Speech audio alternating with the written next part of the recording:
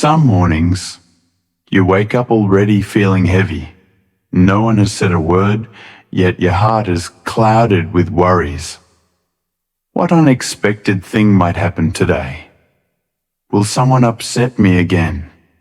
Why can't life just be peaceful for a while? Have you ever felt that way? Then you meet someone who stays calm, even in the middle of a storm. And you wonder, why can they remain serene in chaos while I'm shaken by a single harsh word? Calmness is not about avoiding life. It's the courage to face it with a steady heart. Today, let us walk that journey together through the words of the Buddha, the insights of Zen Master Min Niem, and real-life stories that gently awaken something deep within us. 1. Tension is born from expectation. Tension doesn't arise from life itself, but from our expectations. You want someone to understand you, but they don't seem to care.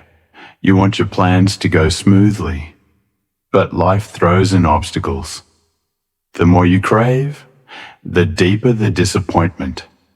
The Buddha taught in the Dhammapada, verse 216.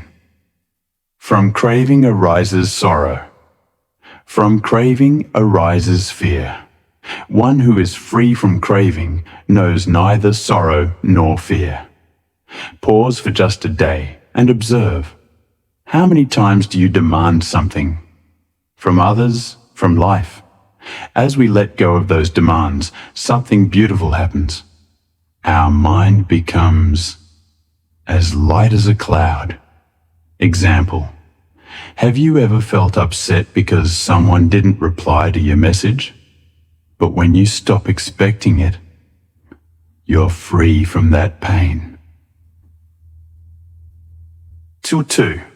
The breath, a safe anchor in a turbulent world. Zen Master Min Niem once said, "Calmness doesn't depend on circumstances, but on your ability to return to yourself." And the simplest way to return is through your breath. Just breathe in and know you are breathing in. Breathe out and know you are breathing out. The Buddha taught in the Anapanasati Sutta, clearly knowing I am breathing in, clearly knowing I am breathing out. This is the foundation of mindfulness. When you breathe mindfully, you are truly touching life. You're not lost in the past or anxious about the future.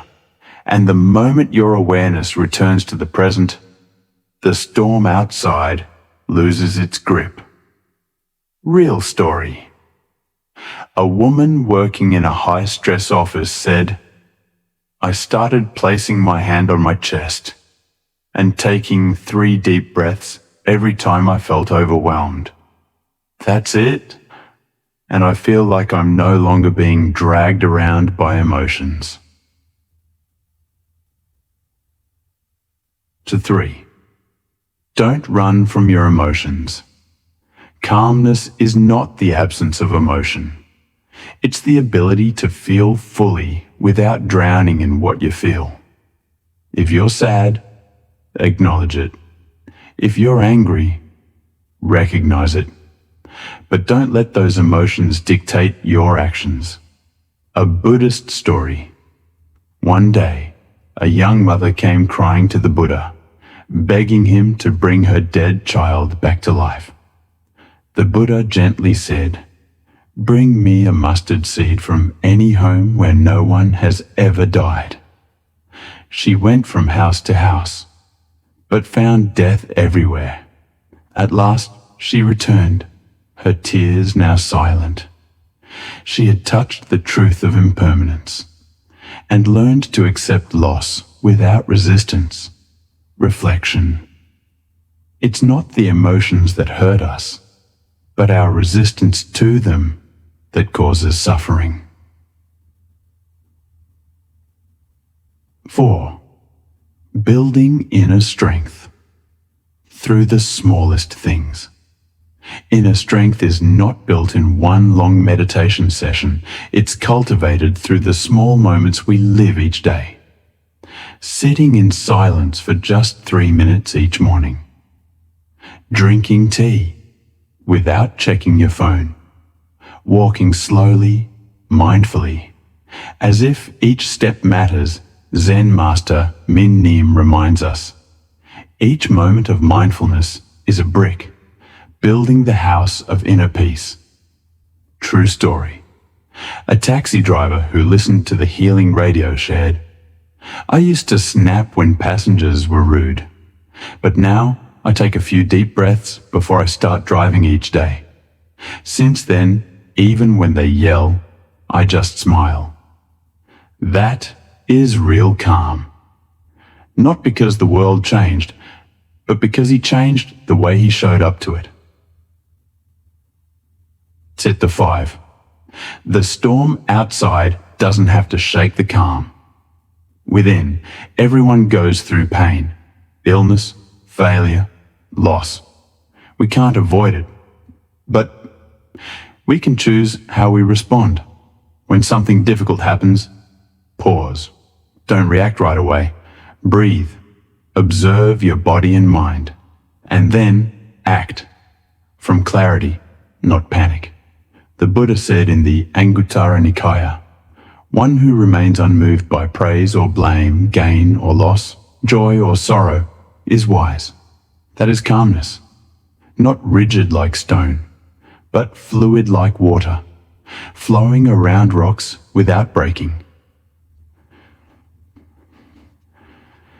And then you don't need to wait for the world to be calm, to feel peace. You just need to stop chasing and come home to yourself. Today, you can try. Taking 3 deep breaths before responding to anything stressful. Drinking your tea in silence. Writing down one thing you've been holding on to and releasing it. And gently telling yourself, peace is real when I'm ready to choose it. When the mind is no longer burdened, the heart becomes vast like the sky, able to hold sunshine, rain, and even storms, without losing its nature.